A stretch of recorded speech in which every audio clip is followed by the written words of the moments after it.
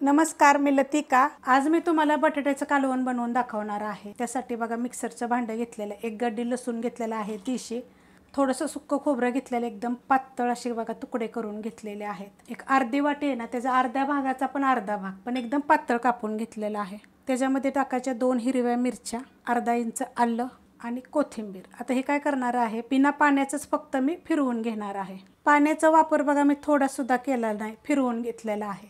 अशा पद्धतीत एकदम बारीक असं करायचं नाही, आपल्याला अशा पद्धतीत पाहिजे। छोटा कुकर ठेवलेला आहे गरम करायला, तुम्ही टोपात करू शकता, कढईमध्ये पण करू शकता। ह्याच्यामध्ये मी तेल टाकणार आहे, तुम्ही आवडीप्रमाणे कमी जास्त करू शकता। मी 1 पळी टाकलेले आहे आणि गरम होऊन देऊया। तेल गरम झालेलं आहे, त्याच्यामध्ये टाकायचे छोटा 1 चमचा मोहरी, छोटा 1 चमचा जिरे, त्यात टाकणार आहे थोडासा कढीपत्ता, त्यात टाकायचे आपल्याला कांदा मी असा मोठा मोठाच बघा कापून घेतलेला आहे, जास्त बारीक असा कापायचा नाही, थोडा मोठाच कापायचा आणि मीडियम आकाराचा एक घेतलेला आहे। आता कांदा आपण चांगला भाजून घेऊया। मस्त असं बघा कांदा भाजून घेतलेला आहे। आता ह्याच्यामध्ये जे आपण मिक्सरला वाटण केलं होतं का नाही, ते सगळं टाकून घेते। ह्याच्यामध्ये वाटण मी टाकून घेतलेलं आहे, गॅस आहे मीडियम। आता ह्याला काय करणार आहे, 1-2 मिनटं परतून घ्यायचं, त्याचा कच्चापणा जास्तवर। मस्त असं बघा मी परतून घेतलेलं आहे। त्याच्यामध्ये टाकणार आहे एक छोट्या आकाराचं टोमॅटो आणि ते पण चांगलं परतून घ्यायचं 1 मिनिटभर।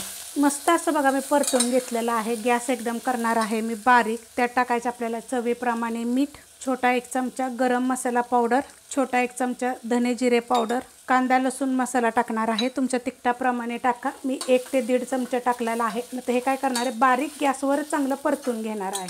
मस्त बघा मी परतून घेतलेलं आहे। आता ह्याच्यामध्ये टाकायचे आपल्याला बटाटे, तर मी बटाटे शिजवून घेतलेले आहेत, तर त्यांना काय करणार आहे बघा असं तोडून टाकणार आहे। तुम्ही ही जी आहे ना बटाट्याचं मी जी कालवण तुम्हाला दाखवते, हे तुम्ही लपथबी करू शकता आणि पातळ पण करू शकता आणि हे तुम्ही पुरीभर पावाभर खाऊ शकता। खूप चविष्ट लागते, एकदा करून बघा। 2 बटाटे टाकलेले आहेत, ते वजनी म्हटलं तर 250 ते 300 ग्रॅम आहेत, थोडे मोठे मोठे होते। आता ह्यांना काय करणार आहे, चांगलं परतून घेणार आहे ह्या मसाल्यामध्येच। मस्त असं मी परतून घेतलेलं आहे बघा। गॅस केलेला आहे आता मीडियम आणि त्याच्यामध्ये आता आपण पाणी टाकायचे। तर पाणी कसलं टाकायचं, कधी पण कोमट पाणी। आता हे जे मी मिक्सरमध्ये जे मसाला बारीक केलेला आहे ना, त्याच्यामध्ये मी पाणी टाकून घेतलं होतं 1 ग्लास। आता हे पहिलं हलवून घेऊया आपण। मस्त असं बघा मिक्स करून घेतलेलं आहे। हे बघा अशा पद्धतीत पण ठेवू शकता बरं का, 1च ग्लास पाणी टाकून असं एवढं जरी ठेवलं ना तर पुरीसोबत पावासोबत खाऊ शकता। पण अजून जरी थोडं पाणी टाकलं तरी पण चालू शकते।